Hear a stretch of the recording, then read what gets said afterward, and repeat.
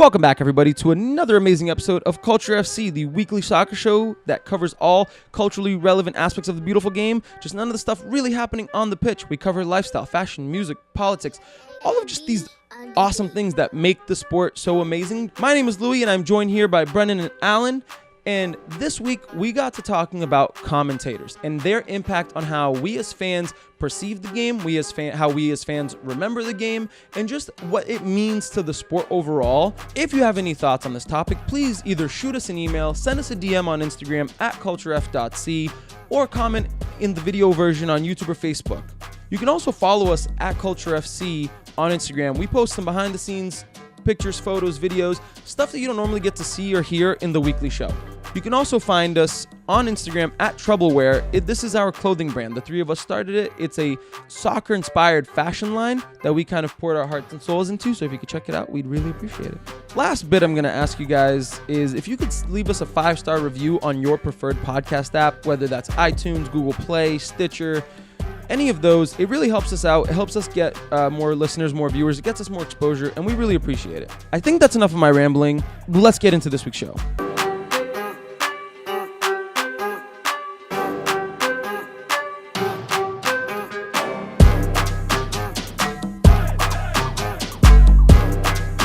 With our news topics, and so this one's kind of interesting. Before the World Cup started, a popular retail appliance chain in Belgium called Krefel said that... How do you spell that? Krefel, K-R-E with the 2 dots over it. Ooh, I like that. F-E-L. And basically they said that if the Belgian team scored more than 15 goals, so in other words, if they scored 16 goals or more, that every single person who bought a television during this period would have their money refunded. So in other words, free TVs for anybody in Belgium who bought a brand new TV to watch the World Cup. They'd all get their money back. Should have done that. I love it. That reminds me of is Bernie. Jordan's Furniture a national retailer? No, I think it's just the New England retailer. Jordan's Furniture is a furniture store here in the New England region, and they always do this for the Red Sox. Like if the Red Sox win the World Series, basically, anyone who buys furniture gets for free. And then one year it actually worked. Yeah. However, I think the next year they did a similar contest, but it was like, and if like they win the World Series, you get like no tax. Yeah, It's like because we screwed ourselves last time. So after Belgium beat Brazil, there's only 2 more goals to go before Belgium scores 16 and everybody gets free TVs. Let's be real, like they're gonna score 2 goals. They still have they still have another game at the least. Yeah. And if they can score 1 or 2, France, that's a big game, so maybe yeah. Well, maybe they tie 0-0 and who knows. Watch the company come out like and be like, "Oh, like they scored 2 goals but they lost in that game, but sorry, we don't they had to win the World Cup and score 16 We don't goals. like losers. Yeah, so we're not doing that. That would surprise me in one bit. But like that's pretty cool because even like Dries Mertens said at a press conference, he goes, "I have many friends who bought their TV there, and I'm doing everything to get them it for free." That's good. So like yeah. that's hilarious it. because Dries Mertens is a millionaire. Yeah. He could buy his buddies a bunch of TVs, Yeah. but it's just like it just shows that like the country's kind of behind them in a way, and it's like kind of cool. Yeah, get everyone behind it. No, that's awesome. That's so cool. And good on Krefel for getting people to buy stuff in their store. I guess some of the predictions though were saying that they're gonna regret it because I guess a lot of people bought TVs from Krefel. So I don't know, man. Think about just like the customer loyalty you'll get after that. It'll just That's fair. immense. True. You might be in the red for quite a while because you just gave away 1 million free TVs. But from then on out, longevity. you know. That's Well, cool. think about it. How long does the TV last though? So when is the next time you're gonna buy another TV from Yeah. Krefel? My family is. Although this World Cup has been different, we buy one every new World Cup. So in 4 years we get a new one. But Maybe this one's lasted us now a couple. Well, I wish they opened a Krefel in New England then. We just buy TVs. Let's go. Damn.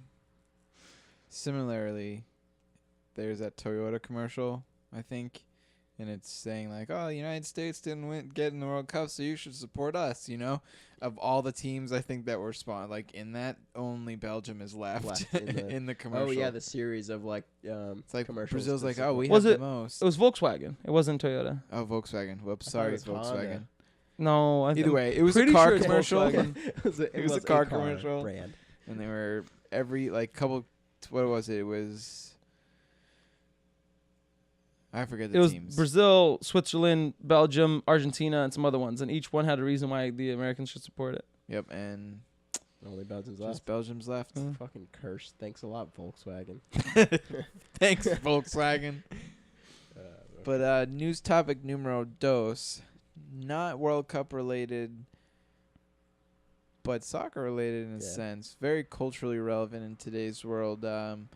12 Thai soccer players and their soccer coach were recently trapped inside a cave that they had been exploring. There was just a huge cave system in where they lived, I believe, or probably close in proximity.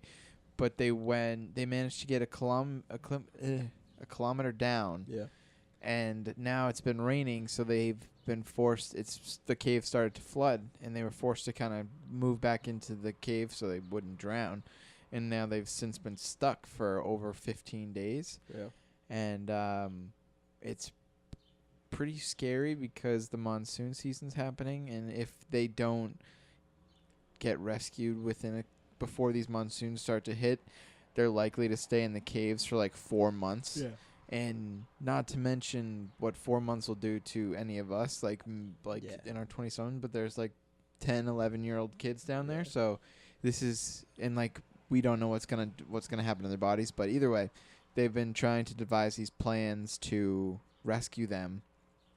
And it's just crazy to... scratch that shit. No, yeah. I mean, it's... you don't want to see anyone in that situation. Like, that's so crazy. And I haven't been following it as religiously as, like, just people in my family have and stuff like that. But it's insane, man. Like, just a team of kids just out, just kind of exploring the world. And now they're just trapped. But, I mean, the response across the globe, though, has been pretty heartwarming to an extent, right? Like, you had Elon Musk send in a group of engineers who were trying to pump the water out of the cave so that they could get a better escape.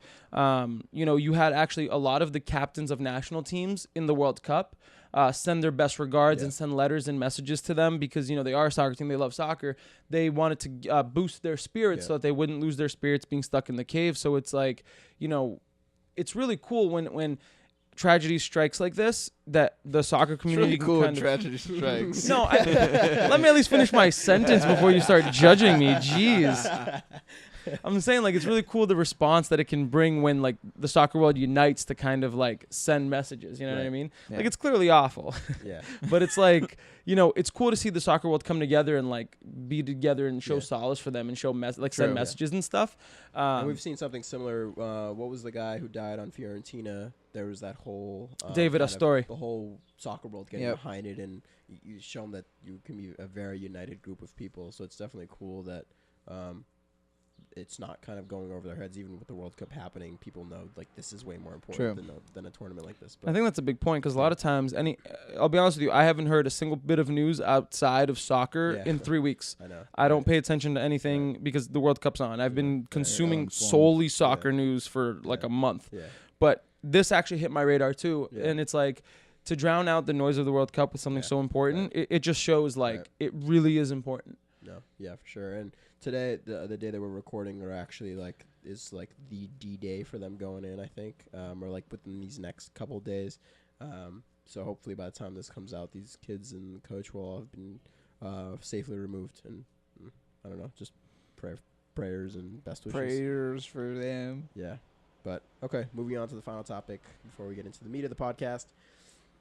If you guys play HQ Trivia, it's like a phone app where you I fell off. guy broadcasts and, like, just ask trivia questions and you can win money at the end. Scott Rogowski, bro. Yeah.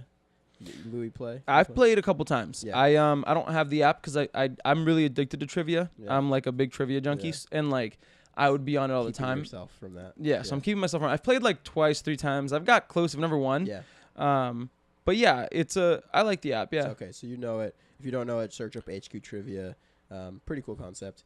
Anyways, Patrice Evra has actually come out with his own version of HQ Trivia that is completely soccer-centric. All of the questions are related. I've played a couple times already, and they're all, right now, obviously all World Cup related. So an hour before each kickoff, he asks, I think it's like 6 questions related to the upcoming game.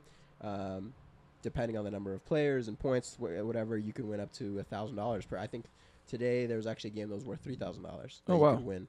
Okay. So I'd by be the time hip this to that. podcast comes out, I don't know if he'll be able to play for the World Cup, but you'll be able to play for just league games of other stuff. I don't know what leagues he's going to do, but it's a cool concept. I mean, it's kind of just a spin-off of HQ Trivia, but it's cool to have one for soccer. Yeah, but all ideas are kind of built off of other ideas Right. in any way. So I think that it's really cool when you have. Patricev is very like involved in his community. He has a big social media following, loves being on camera. So I guess it makes sense. And his hosting is fucking hilarious. Is it? A podcast, like, just like so crazy. It's as crazy as like any video you've seen him post on his Instagram, but it's just him live, and it's That's it's awesome. so funny. Yeah. Yeah, he's an entertaining fella to say the least, and Yeah. so I think he's a perfect fit to be able to host this kind of event, this kind of like, I guess this kind of event every day. And I just love it. I think that anytime you can kind of bridge the gap between, different aspects of life and kind of create something really cool out of it is awesome, especially when it's related to soccer, right? You have, one of the most, I will say he's one of the most popular guys in terms of like people liking him. He's not the most popular in terms of like social media following or anything like that, but people love Patrice Evra. Yeah. And it's like, he is just a funny dude, and I think it's perfect. I need to be playing more. I should get on this app because I love trivia. I love it's soccer. quick too, Louis, so you wouldn't be spending too much time of your day. Like, Yeah. Just get in and get out. There, I'd say the broadcast is probably like 5 minutes. Yeah. It's only So- 6 questions. Yeah, it's short. And so the way that they do it, it's like they base the questions off the upcoming game. Okay. Answer the questions like, oh, France will France have between this much blah blah blah, and then at the end of the game you go back and check your score and then compare interesting. yourself to the leaderboard. That's Oh, pretty shit. cool. So it's like pre-match questions Yeah, right now. pre-match Like questions. who's gonna Yep. do? Yep. Like who's gonna have more? Yeah. So as an example, like question So one it's is almost like betting. a little bit, a little bit. Yeah. But you're not putting any money Yeah, down. you're not putting money No, down. that's You're true. Just, you just have the chance of winning money, but there's no like actual you gambling. Yeah. Yeah. That'd be kind of So cool. That's cool. No, that's fun. That's an awesome concept. Yeah. I thought it would, when you first explained it, I was thinking it might be more like historical trivia. No, But yeah, like if it's something based that's off like, of, the game. oh, Yeah, I so like that. It's like, will Mbappe, some of them are just yes or no, so that's like a pretty good chance. Will Mbappe score? The next question is, Patrice Evra goes into, France, you might think they have a lot of possession, but not really. Like these last games, they've had this much. What do you think for this game? Between 0 and 25%, 25 and 45, 45 and 55, whatever it may be. That's cool. And yeah, kind of questions. So like that. it's definitely somewhat HQ, but at the same time, he's A little taking different. its own Yeah, twist. its own spin. Definitely a game I could get behind. Yeah, yeah, and I don't know. I hopefully he does it for like league games and other stuff. Maybe he'll do it for the Premier League. It'd just be cool to Like the see. match of the week or something. Yeah, whatever it dude, be. just do some different games. Yeah. No, I like that a lot. I think the concept's really cool, and I hope it keeps growing. Yeah. Hey, Patrice Evra, if you're out there and you want to sponsor this podcast, I think Yeah. we did a pretty good job of explaining your new app behind here. us. Absolutely, for sure. This has not been sponsored by Patrice Evra. But kind of speaking on commentating, that's Patrice Evra kind of commentating an app, and he's very lively, and he definitely gets people engaged. This in today's episode, we're going to be covering commentating and how we think it affects how we experience as fans, how we experience the sport, both on TV and during the World Cup and just during regular matches in general. Yeah, I think that with commentating, it's such a massive part of the game that I don't think gets enough thought. You know what I mean? Like the general day-to-day, you kind of just like, you turn on a game, you watch it, the commentator's there. But when you really break it down, a commentator has such a big impact on how you perceive a game and how you remember a game. You know what I mean? Like if you've watched the Treble Top 10, we just released an episode last week on the top 10 most epic, actually it might be released this week, the top 10 most epic World Cup goals. And one of them is a goal by Dennis Bergkamp. And to be honest with you, it's a good goal. But if it weren't for the commentators just basically yelling with like pure passion about the goal, it wouldn't have stood out in my mind as much. And so the impact that commentators can have really needs to be evaluated because it just changes your perception of the game so much. And like certain people, they may not have as much soccer knowledge, so they rely a lot on the commentator to provide context for games and to provide context for things. And really, I personally want to just dive into what we think makes a good commentator, what we think makes a bad commentator, and kind of just give them a little bit of credit and talk about how important commentating is to the game. And before we get into all that, I wanted to ask you guys a question. Sorry. Where have you been watching your World Cup this year, and why? So I've been following Fox's coverage, despite my best wishes to not watch it on Fox's coverage. So yeah, I've been watching it with like the American Fox as well. Fox as well. And Louis, you don't like it. I don't at all. And B. For the most part, I really don't. But there have been some games where I've been okay. It hasn't been the worst, but yeah. So I despise it. I've watched every single game on Telemundo. Really? Yeah, absolutely. And like my Spanish is like I can understand it and pretty well. I know almost every single thing that they're saying. So for me, it's really not like a weird thing to be going to Telemundo. No. The announcers are just way more exciting. Holy shit. It's like they have like a panel of like 6 guys that comment on a game, and like they get input from anyone, and they make it exciting. Like they do things like before a free kick, they'll go through the panel. The main announcer will be like, hey, do you think this is going in? Each one will be like, sí, yo creo. And then like they'll go through and kind of just like they'll play these little games between that and corner kicks. They're like, hey, you think corners like this? Do you think a goal's coming from here? Each one will have a thing. But so that's kind of elements that I like about them that that American, at least the Fox coverage hasn't had for me. I watched one game and I was like, So before I dive into how much I despise Fox's coverage, what I find phenomenal about commentating is that it's vastly different per culture in a way.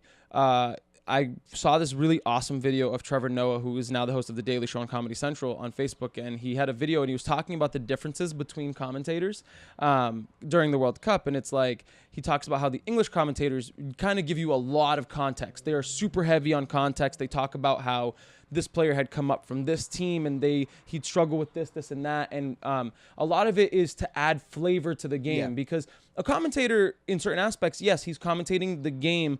But commentating a long time ago was like when you were a radio announcer because you had to tell them what was going on. Today, most people are able to watch the game, especially even on your phone. Like I have my TV app for my house. Like we don't have cable, so I have like Sling. I can watch any game wherever I am as long as it's on Fox Sports or whatever.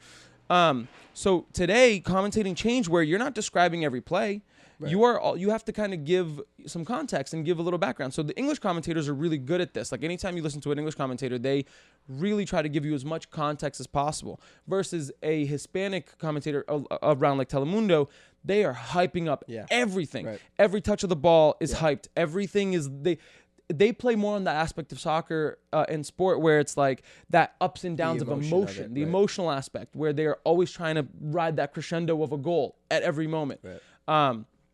And Brazilian commentators are similar, but not as much. Right. And then he gets to American commentators, and I actually kind of agree with him with Trevor, what Trevor Noah said. And I'm actually going to link the video in the description below in the show notes so you guys can take a look at it. Basically, he talks about how American commentators feel as if they always need some action happening. So even though like it might just be a simple pass, American commentators act as if it's like the best pass ever because for them, they need to have action at every single moment. It can't be any dull moment. And even when it is a relatively dull moment and it's just a simple pass, American commentators feel the need to like milk it for every last ounce because it's just how what it is that it feels like a lot of American commentators came from a realm of commentating American sports where there's always something going on.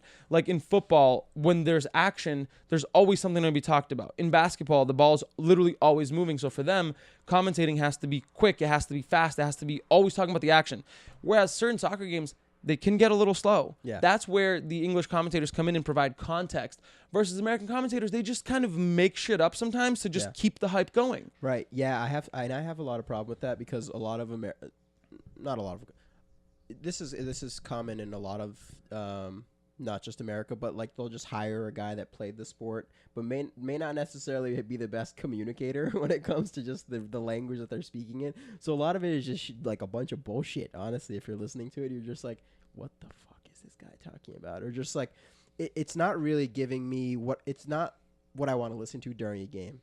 Right. So, and this I will say that something that a lot of English commentators get shit on for is a lot of them are ex-players who are ex-Liverpool, ex-Manchester United, ex-whatever it may be. When they go and comment the opposing team, it's just like if it's a bad game for Liverpool and it's Gary Neville commentating, you don't want to hear him fucking talking about them because he's going to be saying it with a little bit of a United twist on it, right? So, Exactly. but I like that for one specific reason is that we're human. Yeah. And I will say I've listened to Gary Neville's commentating, and he actually does a really good job of being impartial most of the time.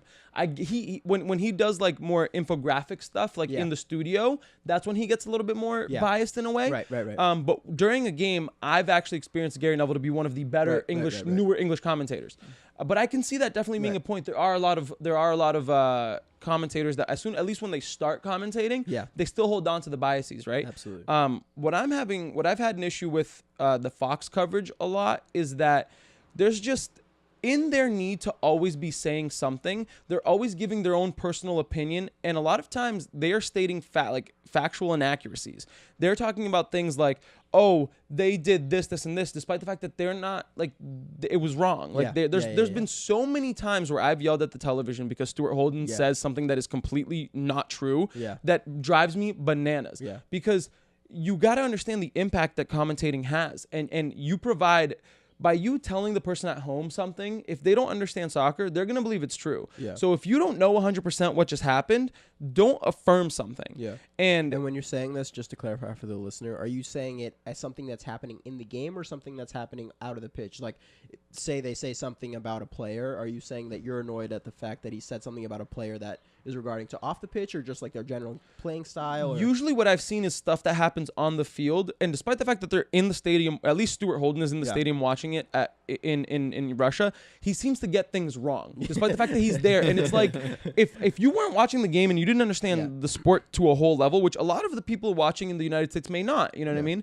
You're getting stuff that's factually inaccurate. Right. And it's like stuff that is just, you can't do that as a commentator. Yeah. You can't affirm something that's not true and just kind of roll with it. He's commentating it like a fan, which is okay for fans, but not okay if you're broadcasting to an entire world. Like, we can sit here, and how many times you sat at like your friend's house watching a game, and you have the one kid who just keeps talking about shit but doesn't have stats or anything to back it up, just saying things. That's okay because you're not broadcasting that nonsense to the world, right? Like, and there are things that, like, just like Stuart Holden, I remember a game and it was like, oh, like last minute, like last ditch defending. And it was just like a slide tackle to get the ball out on the byline, even though there was players behind. And it was just like, it was almost as if he was trying to hype up every situation, despite the fact that it didn't need to be. Right. The ball wasn't close to goal. It wasn't a last ditch defensive effort. It was literally just, you know, the guy managed to get the ball there. It wasn't in any real danger, but it seems like they are more in favor of trying to build up these, and it's actually common in a lot of American sport commentating too, is to try and build up the story of the game more than it's there. I want to get B's perspective on it because B, you don't have any outside perspective of like commentating other than the English Premier League, but yeah, I guess I prefer the Premier League. I don't know, like, say whatever you will, but like when you throw an English accent onto like watching the Premier League, it just almost adds an air of like understanding and confidence and just intellectualism in a way. So that's like always nice. And they don't hit you with so many fucking stupid ass statistics that like no one needs to know about. Thank you like so the much last for time they made that. A corner kick on the left side of the field was in 1990. When a bird was it's chirping just like and it's like the last time the sun was out. Like, although I will say, some of them NBC are cool. Sport has started to get into that whole like American statistics bullshit, and I have not been fond of it. No, like they're trying to Americanize their commentators, which I am not fond of at all because I can tell that it's not something that they necessarily want to comment on. No, it's just to get the normal viewer like, ooh, statistics about like it's like when the last time this kind of ball was used. Let me give you an example of one from this World Cup that people can relate to. When Brazil tied against Switzerland, what was the statistic they keep throwing out on the TV? Brazil hasn't won a World Cup game. Brazil's last 3 World Cup games they have not won.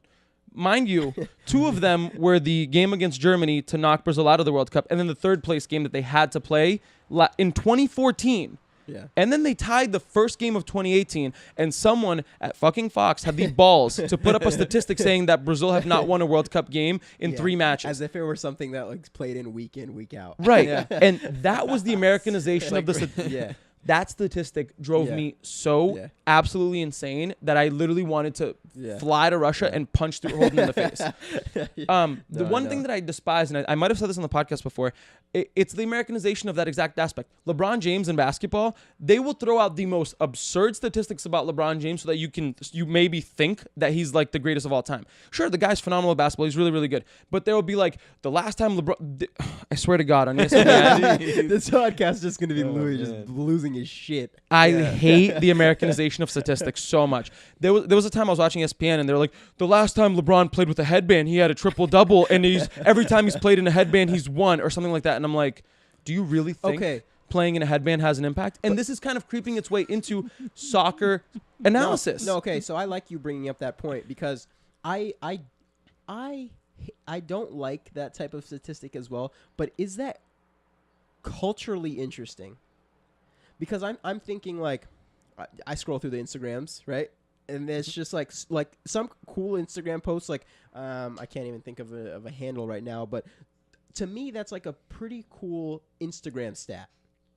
It's something that you're gonna scroll through, you're gonna like it and be like, oh, that's interesting. So do you think that that's them just playing to the audience? In a way, yes, because they're trying to build up a story. But the problem is that in soccer, it's there's so many problems with these statistical analyses. Is that it doesn't provide actual context to the game, because in soccer, it's not the same as American sports. Right. These statistics that they basically make up, they have no real foundation in the sport. And so they're just looking for something to talk about, to hype a story on. Yeah. It's that 24-hour news cycle that we're caught on in today's world, that they always need something to talk about. And so for them, for Fox Sports to sit there and be like, yeah, Brazil hasn't won the last 3 World Cup games, despite the fact that 2 of those games were a World Cup ago, does that really matter? No, it's a different team, it's a different coach. The landscape globally has changed in 4 years. You can't use those statistics. You know, one of them, but I will say on the opposite side, one that is interesting to talk about is how Mexico haven't gotten past the 4th game of a World Cup in 7 tries. Yeah. That has a little bit of interest in it because it's an interesting statistic as to why can't Mexico advance past that stage. Yeah.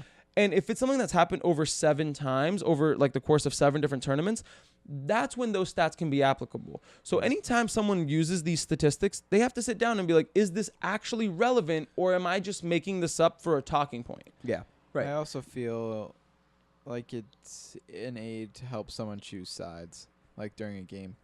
It's like, oh, like Brazil haven't won their last 3 World Cup official matches. It's like, well, who are you going to vote for now in this game? To the average person who doesn't have a there's team definitely the case of just trying to build different narratives during a game, right? Which is all fucking stupid. And I will say, if the narrative develops within the game itself, talk about it, please, by all means. If Neymar's rolling around, talk about that. If someone, if something happens on the pitch and it does play into a narrative, then talk about that. Like, for example, when Luis Suarez bit his 3rd person, he bit Giorgio Chiellini, he bit Ivanovic from Chelsea, and he bit a guy when he was at Ajax. By the 3rd time... I didn't know about that. Yeah, it was 3 times. It's ridiculous. By the 3rd time, it's a trend. Talk about it. That stuff matters. Yeah. But what I see happening in American commentators is that they are coming from this world of like, oh, ESPN does this, so we need to do it. And it's like they think that they're adding value to people watching, but in reality, you're creating false narratives. So I don't like that. Yeah. So I have a question that just popped up into the dome. Do you think that American commentators suffer from kind of that same, what's the word I'm looking for here? Same lack of kind of respect that, say, American players do in in the U.S. national team? And when I say that, because like the British will be like, these Yanks, they don't understand the sport of soccer, or they don't understand the sport of football, because they wouldn't say soccer. But do you think it's the same thing that commentators suffer from? And that's from you and I, Louis, coming from different culture that isn't necessarily American background. Do you think that American commentators suffer from that a little bit? Because what is American commentating to people outside of the American culture, whereas like there are Americans that maybe like that, right? So do you think that they're suffering from the fact that maybe we are not Americanized in the sense of the sport? That could be true. I feel like they are pandering to their audience. Because not to interject. Everyone commentates to their specific demographic. Yeah, because the Hispanics on Telemundo comment to the fucking Hispanics, and it is lit. Like, it is fucking lit. And I'll say that, and the people who watch it, they want that. But does the average American listener also want that? So, what I think, in terms of your question, is yes. I think that there is a little bit of lack of respect, and I do think that an American perspective on the game is 100% valid. You know what I mean? Like, you guys, people who've played soccer in the U.S. or have played for the United States men's national team, your opinions are valid. And I do think that certain people might think that, but at the same time, that shouldn't impact how you do it. You know what I mean? And I think they are playing to their demographic, but by playing to their demographic, it seems like, I don't know. I think it's true. Yes, they're playing to their demographic, but even so, trying to make up narratives and trying to make up statistics. No, and I agree with you. That's just a question to kind of stir the pot. I think that there is too much of the looking down on the stat sheet and building something off of that, whereas to actually having insight into what's happening in the game, being analytical of the game, not giving opinion, giving analysis. Which is very different. Totally different things, right? I think that there is a lack of that in the American commentating scene, where it's too much opinion. Way too much opinion, not enough analysis. I actually like Alexi Lalas because I think he gives analysis even when motherfuckers don't want to hear it. Alexi Lalas he says a lot of controversial things, but he says things that I am honestly like, yeah, that's pretty fucking true. So I think that Alexi Lalas does a really good job at that, of just being analytical of what he's saying, not giving opinion, being analytical. And he goes on both sides, right? He'll say something good about this guy and then also say something bad. So I trust what he is saying. So I do think American commentators suffer from just too much opinion. My opinion of Alexi Lalas is that his opinions are usually crap, but his analysis is usually spot on. And in commentary, I don't care what you think. Right. Stuart Holden, I don't care about your opinion. I don't care about the dude next to you's opinion. I don't care about anyone's opinion. I want to form my own opinion. What I want from a commentator is analysis. You want to sprinkle in a couple comments here and there? I could handle that. But if the entire basis of your commentary skill set is your opinion, I don't want that. I like, people trash Alexi Lalas on the internet all the time because they say that his opinions are crap, and like he you know, I will say I don't think his opinions are very good, but his analysis of the game from someone who's played for so many years, in my opinion, is spot on. For the most part. And so I think that what needs to be shifted is when you're providing too much commentary and not enough analysis of the game, that's the problem. Your commentary should be analysis. Exactly. The good chunk of it. I will say, coming from like no real outside sources of like watching games through other like Telemundo, like you said, I haven't necessarily felt that the Fox coverage has been the worst, just because I'm sure that's what I might be used to. And that's what I wanted to hit on, is like two different perspectives. Yeah. And then, for instance, the English family, we were watching a game on Telemundo, and they don't speak Spanish. I don't either. I personally don't mind Telemundo at all. Like, I think it's actually pretty dope just because they're so excited about the game. Granted, they are a little biased on what side they're on. I'll put, like, we were watching England play. And England, Colombia. And they had, not only were the family I was watching with like up on like fuck Colombia, but they had muted the TV because they were just sick of. And then one of the other kids was like, "Well, can we turn it up so I can at least hear the whistle? Like I don't know what's going on." Like So they turned it back up, and then not 5 minutes later they were like, "All right, turn it back down. Like I can't take this." So I think that's a really valid point, and that actually kind of crept into Fox Sports commentary this year, because they hired a couple of maybe like Mexican Americans or people who are from a Mexican heritage to be commentators. And I found from watching a couple of the games that they commentated, they always lean to the Hispanic side. And like that's whenever Mexico played, the one I forget his name. It's drawing a blank, but he's like the English commentator, but definitely has roots in South America, and he's got a mustache. And you could totally just feel it, that he's totally leaning and not like being somewhat impartial as to if you watch a Premier League game, you can't necessarily tell all the time that there is any like bias. Right. And that was the thing, is that, you know, in Telemundo, if the only people watching Telemundo are Spanish speaking from Latin or South America, I get it. Like that, you're going to be playing to, especially because Telemundo is a Mexican TV station. So they're catering to Mexicans. Of course, they're going to be very on that side. But what ends up being a problem is Fox hired these two commentators, I believe probably from Telemundo, if I'm not mistaken, because I think Fox and Telemundo have an agreement for the World Cup where they kind of shared rights in America. they hired these guys, and he basically tried to throw all the, and this is another aspect that I wasn't too fond of. He tried to take all of the aspects of being a commentator for Telemundo in Spanish to only Mexicans, to bringing that over to when he came over to the Fox Sports side, and he's now commentating games for the entire country, but he's still playing with the same mannerisms. Yeah. He's still trying to build up the same kind of thing, and I actually don't mind that aspect. What I don't like is the bias in it. Yeah. And it's like, you know, when you have a multicultural country, you can't be so blatant that your analysis and commentary of like just ignores things because you don't want that to happen. Yeah. I guess we can't really talk either, though, because the United States is not in the World Cup. So I can't even imagine what the commentating would be for those games. You know, like yeah, you're saying from an American perspective, like if there would be a bias. Yeah, if like there's if we're downplaying during the World Cup, do you want a bias, right? Because the Dennis Bergkamp goal, that was a fucking.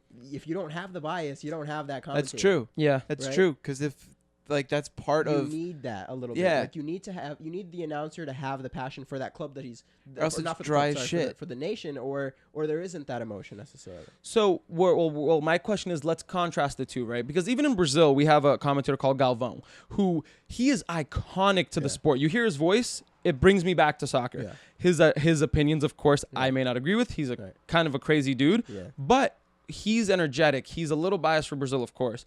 But at the same time, he has announced some historic, iconic moments for the Brazilian national team. But let's take those aspects of the biased commentary, which is hyped. It's awesome. It brings you back memories, and contrast it with the English one. Because even in the Premier League, even anybody who's like an English commentator, they're usually a bit more mellow. They're a little bit less biased. And while they provide a lot of context, which one do you guys prefer? The more unbiased, more context-ridden, or do you want to be jumping out of your seat at every moment?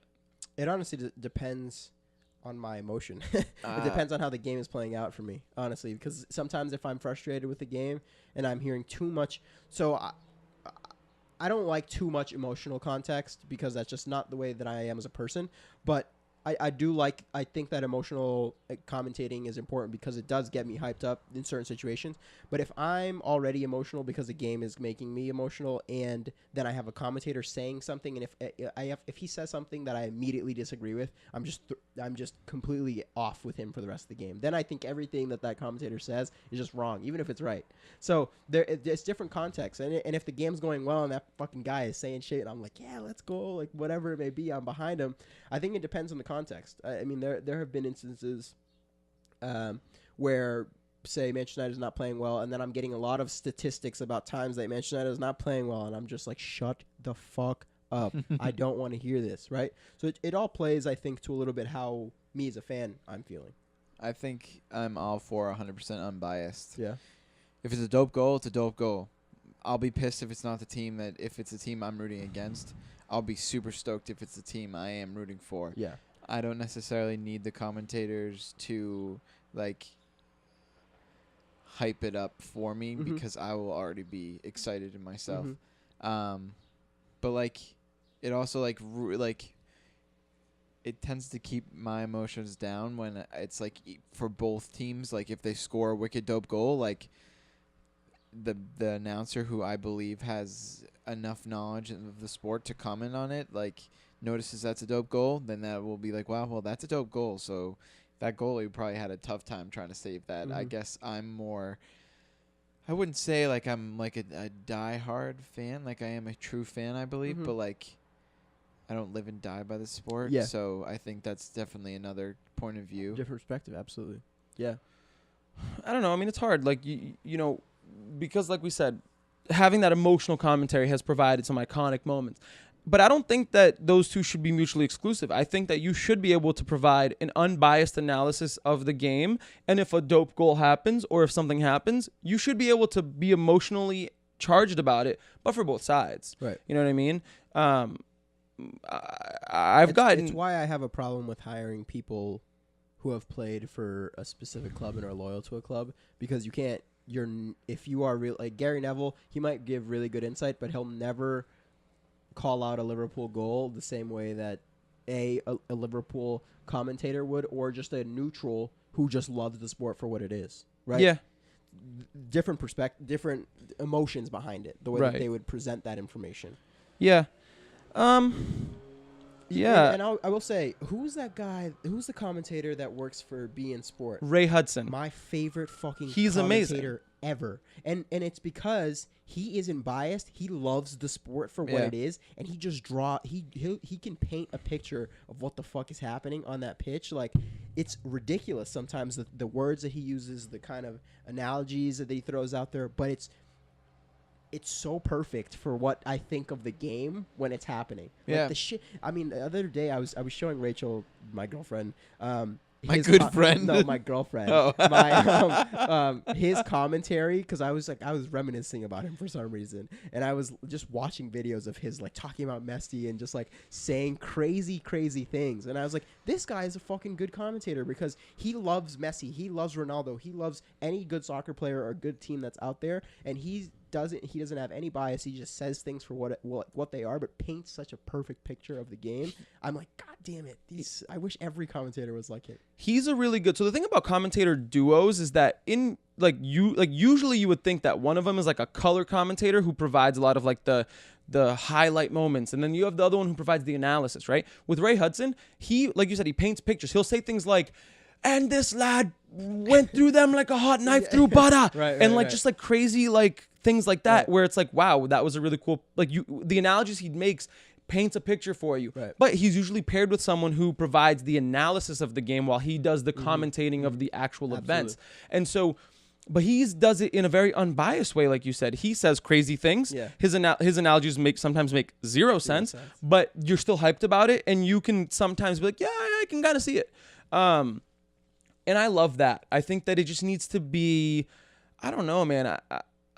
It's such an important aspect of the game, and I don't think Fox Sports gave enough thought behind it. Yeah. Well, I Because feel like since they lost their bid, I feel like I remember reading, if I'm not mistaken, like they had way more plans for more people to go out and like Because the U.S. be at the game, wasn't going to be in the like World be Cup. in the stadium. So now that takes away. So then it's like we only sending X amount of people who, at some point throughout the world, like the time you're gonna get fucking sick of. Yeah. I don't know how many times it's just like, damn, like this person's talking again. Like, that sucks. Yeah.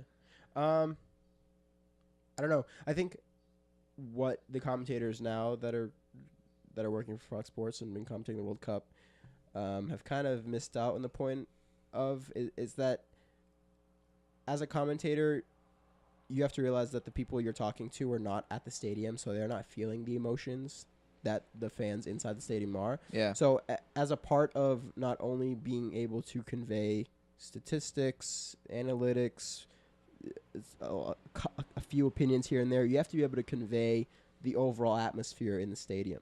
Because if you're watching on TV, you're not getting that full experience.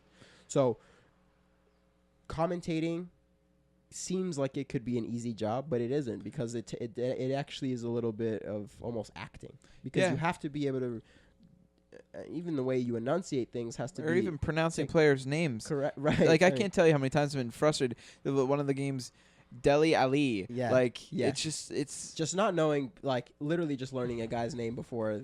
It shows that it doesn't even seem like you're very interested in doing this. Some countries, they will refuse to even say the name. They'll just say this player here or the God. captain of the team, number 9. Yeah. And you're like, bro, your job is to commentate the game. Learn the players' names. Absolutely. Like, you only work, 2 hours every week, maybe? Like, you can figure it out. Right. If you know you're going to if you're going to commentate a game, you're going to know ahead of time. Right. But one thing that's been standing out to me that actually this is probably the part that bothers me the most from what I've seen about American commentators is that there's a lack of tactical analysis. Like, analysis of a game could be, how the game is going, but one thing that I haven't heard any of these Fox Sports commentators do is analyze the tactics of a game. Like, there's a reason coaches line up players in a specific way. There's a reason why certain games work, but you don't hear that from these commentators. And it's along the same lines of there's no analysis, really. All they're doing is giving opinion and spewing out facts, trying to build narratives. Yeah. But in reality, there's a reason why Roberto Martinez lines Belgium up in a 3-5-2. There's and how that counters with Brazil's 4-2-3-1. You know what I mean? Those are the kind of analyses. You don't have to dive super deep because I know not everybody is a big tactical junkie like I may be. Right. But at the same time, if it impacts the result of the game, you got to talk about it. Yeah, and I guess that just plays into what the demographic of Fox News was giving. Fox Sports. Fox Sports, whatever. My bad. Fuck Fox News. But Fox Sports was like who they were announcing the games to. Yeah. It's like. But I United almost States. feel like they're underestimating the demographics that they're actually speaking True. to. Because to comment on what you said about how they sent less commentators to Russia, it's a major key. We talked about this in our World Cup preview. They spent $425 million to get the rights of the World Cup from ESPN. And they had plans to send all of their commentators to Russia. U.S. doesn't qualify. They only send, I think, 8? So 4 of their, I think it was they had 8 teams and they sent only 2 teams of 4 or whatever it was to actually be in the stadium. And to what Alan said, you do have to convey the atmosphere in the stadium. You have to be a conduit for that atmosphere. Because if you're just watching the game in some studio in LA and doing the commentating, I can do that by muting the TV. Oh I can look for a stream that has no commentators and I'll do it myself. Yeah. Or I'll listen to it in Arabic off some fucking soccer stream. That way you don't, for real. I don't need the silent room that I don't need to be in a silent room listening to guys in a silent room watching the game on a screen. Right. Yeah. That is the worst type of commentating that exists. So trying to rein it back in because I feel like we ranted quite a lot. I'm at 100%. Don't point fingers. Man. Yeah, right. I'm 120% at fault for the ranting. This is just something that literally boils my blood because it like I said, it impacts the game Culture so FC much. is just our diary. Just Louis' diary. We just spew out. But let me ask a question. What makes a good commentator in your mind? I mean, it's that mix of I don't want to say build. It's I don't want to build the perfect commentator because each one brings their own insight. But it's a guy that definitely does not give opinion over just analytics. It's someone who can see the game, has an understanding for the game. A commentator isn't a commentator. A good commentator is a person who understands the sport and can convey the sport to someone that knows it or not. So a commentator isn't someone that is just a really well-spoken person, blah, blah, blah, blah. It is a person who understands the sport and can convey that message, convey the feeling in the atmosphere and all these things in the stadium without sticking too much opinions into it. That's like my personal opinion, because then that covers if the commentator is going to be too excited or not, because if they know how to convey the atmosphere in the stadium, they'll know how to appropriately articulate a message. If they understand the sport, they'll understand why a player is getting subbed off or subbed on in a certain situation of a game. So to me, it's a person just that can, first and foremost, understands the sport tactically, and not just these ex-pros who have played striker but don't necessarily understand the positioning of why a goalkeeper is set here and why left back is doing this. People who understand the sport from the outside and can convey that message appropriately. My belief that a good commentator consists of being unbiased for the teams playing, but with a knowledge and passion that allows you as a viewer to feel like you're there watching it, and to feel like that the person watching it explaining it to you is also interested in that sport. Like, I can't tell you how many times that you've had a game where just you just don't you don't want to watch it because it's like your team's losing, but the commentator that is commentating on the game is biased towards the team that is winning, and it's just well, fuck off. I don't care. I don't need you, the person who's being told, paid to show, I want to watch this game in peace per se, but I also want to have the insight of someone who knows about it. I want to watch this game at home with all my Manchester United friends because I don't want a fucking Liverpool opinion into it, so don't bring it into my fucking TV. That's what you're trying to say. Yeah, exactly, but not with Liverpool, Yeah. No, I know, vice versa. But, I mean, for me, I think Alan kind of hit it on the nail on the head, right? A lot of times commentating, it's supposed to add to the experience. If you understand soccer, then the commentating is supposed to just add a little bit of flavor on top, right? If you don't necessarily understand all the tactics, you need someone who can properly convey the message of why is this happening, not why you like it or why you dislike it. You need to be able to look at it and be like, oh, okay, so this midfielder's coming off. The manager's bringing on this guy who was a really strong center defensive mid for his club over the past 6 months, and he has been on the up and up, and he's going to bring him in because hopefully it's going to change their formation because it's going to allow them to press here or there. That's the kind of analysis that like matters, not here comes this guy and that's it, you know? So I think you need to properly convey what's going on, properly convey the emotions, not be too biased. And of course, though, you can't say build a perfect commentator because there's no such thing. But it's just a matter of, you know, always remember that the commentating isn't extra. It's not this added bonus of people's random opinions. If you want to do that, you'd watch, you know, Match of the Day. You'd watch YouTube videos. During the game, I need to know what's going on. More so than my eyes can see. And so it's just a matter of remembering that your job is to analyze and provide context while adding some flavor. Absolutely. Yeah. I think that's some good insight. Decent. Yeah. It got passionate. Fuck. Yeah. Not more passionate. I knew Louis had this hatred for American commentating, so I was ready. Yeah, pretty sure every game that Stuart Holden has commentated this World Cup, I have swore his name every single time. Get it out there, though. Do you hate Stuart Holden? No, because here's the problem. So let me say this right here. I think that when Stuart Holden started commentating, he quickly fell into the trap of a majority of the American commentators commentating on the sport. He fell into all the cliches of them. Basically, they always spew the same kind of bullshit, and he fell right into that trap. He's a relatively new commentator. He's only been doing it for a couple of years, but he, instead of adding what I think an American commentator should be, which is take the American perspective on the game. Like, every country has their own perspective on the game, and it's unique. And that's what I love about the World Cup and the World Game, is that every country plays soccer, of course, but every country has the different aspect to it. So instead of wanting to convey the American side, he quickly fell into the traps of what American commentators do. From this is like my opinion, of course. It just seems like he was more willing to just kind of do what everyone else is doing instead of like trying to add real flavor to what he was doing. Adding all the things that we said.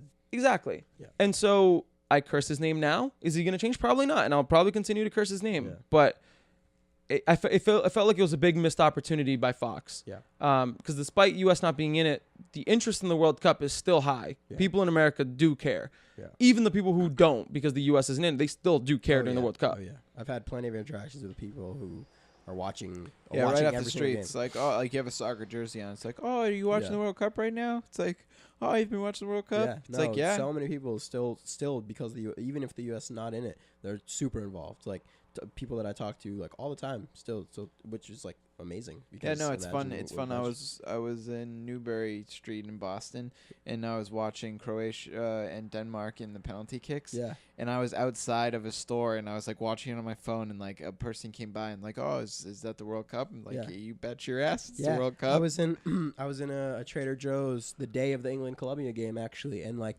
I was gonna document it on my Instagram story, just the number of jerseys I saw: Spurs, Harry Kane, Colombia jerseys, James Rodriguez, just like crazy amount of jerseys. And I was like, God damn, you guys, this is like the World Cup fever is definitely here. Like, it's strong. So it was definitely a miscalculation by Fox that people aren't going to care, so they're just going to cut costs on their spending. Yeah. But yeah, I mean, overall, or do we feel better? We got it all off our chest. I feel a little bit better. The rant was pretty good on my end. Good. I want to say something that we could probably have a whole other episode on why ESPN is more concerned about what LeBron is doing on vacation than the World Cup, because it's a little absurd to me that it's the off season for basketball. Nothing is going on in baseball because it doesn't matter yet. Baseball only really matters in like August. Hockey's out of season. All of these sports. They showed soccer some love the other day because LeBron wore a Pulisic jersey. Okay, but here what was the thing? What's the reason they cared? Because he was wearing. There you go. ESPN's coverage of the World Cup is reduced to 30 seconds of Taylor Twellman on SportsCenter once every several hours. Yeah. So it's like, dude, you guys are you call yourself the worldwide leader in sports. Yeah. That's absolute horseshit statement because you're not. Yeah, and they cover like fucking WWE. Fuck you. I will say this. They have been putting ESPN has been putting the Cornhole Championship on Saturdays Oh my when there's World God. Cup games, when they could be doing a World Cup in that slot. They could do World Cup coverage, yet they're showing cornhole championships where there's the 2 guys playing on each side and maybe 11 people watching them in the stands or whatever it is. So bad. Yeah. Well, anyway, that's another rant. I'll save that for another day. Save next- Another episode. Episode 50. We'll dedicate that. To Yeah. that but all right. I think that wraps it up for us. All right, That'll do it. Puts icing on the cake. Louis feels better. So there it is, folks. Another episode in the books. Let us know. What do you think? We're being a little too critical on American commentators in general. Or do you agree with us? You think that commentating is an important part of the sport? Don't be afraid to share your opinions, insights with us. Reach us through all the links in the podcast description. And we'll see you next episode.